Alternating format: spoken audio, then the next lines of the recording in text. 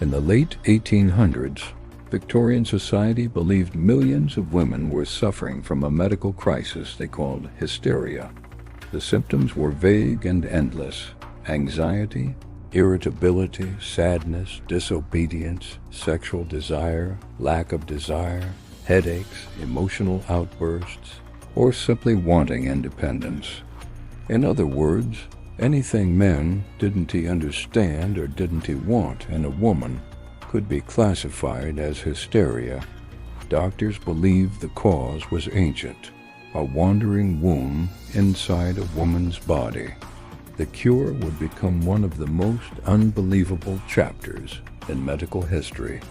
Victorian doctors claimed the only solution was a procedure called pelvic massage therapy, in which a physician would manually stimulate the woman's pelvis until she reached what medical journals then described as hysterical paroxysm. Today we understand exactly what that meant, but at the time doctors insisted it was not sexual, not emotional, but purely medical. A treatment just like any other. Women visited clinics regularly, and many returned weekly or even daily. It was considered normal, respectable, and entirely appropriate for a doctor to administer. But soon doctors had a new problem: hand cramps. Treating one woman could take over an hour, and physicians were treating dozens.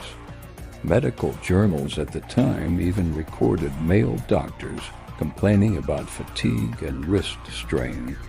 This led to the next extraordinary evolution in healthcare. In 1869, Dr. George Taylor invented one of the first machines designed to solve the workload: a steam-powered mechanical vibrator. It was huge, heavy, and awkward, yet doctors celebrated it. Treatment time dropped dramatically. Inventors rushed to create electric versions, and in a shocking twist of history, the vibrator became one of the first household electrical devices ever sold, appearing before the iron, before the vacuum, before many modern appliances. Advertisements began appearing in magazines and catalogs, offering devices marketed with polite, respectable phrases like "for female nerves, relieves hysteria, and restores feminine balance." To society, this was not pleasure. It was medicine. Middle and upper-class women purchased devices openly, without shame, because the world truly believed this treatment was clinical and scientific.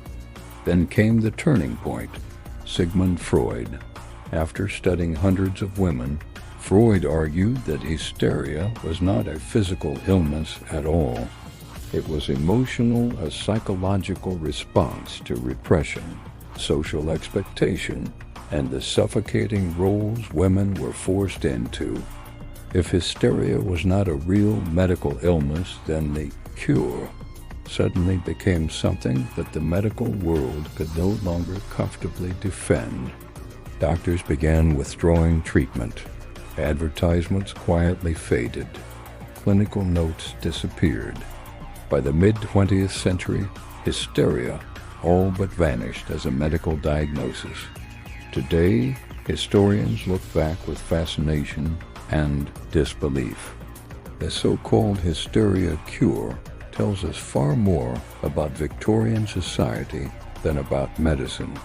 It reveals how female sexuality was ignored, pathologized, and misunderstood to the point that even physicians could not recognize sexual response happening directly in front of them. The story shows what happens when society labels women's emotional needs not as human, but as illness. When challenges to the social order are treated as disorder. When women asking for more than silence become patients rather than people. The Victorian hysteria cure is not just a bizarre footnote.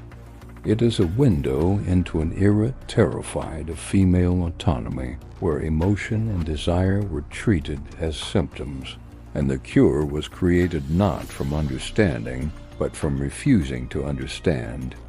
It reminds us that history is often stranger than fiction, and that medicine in the wrong hands becomes a mirror of culture rather than science. If you enjoyed this story, there are countless more from history stranger, darker, and even more unbelievable. Subscribe for the next chapter, because the past is far more scandalous than we were ever taught.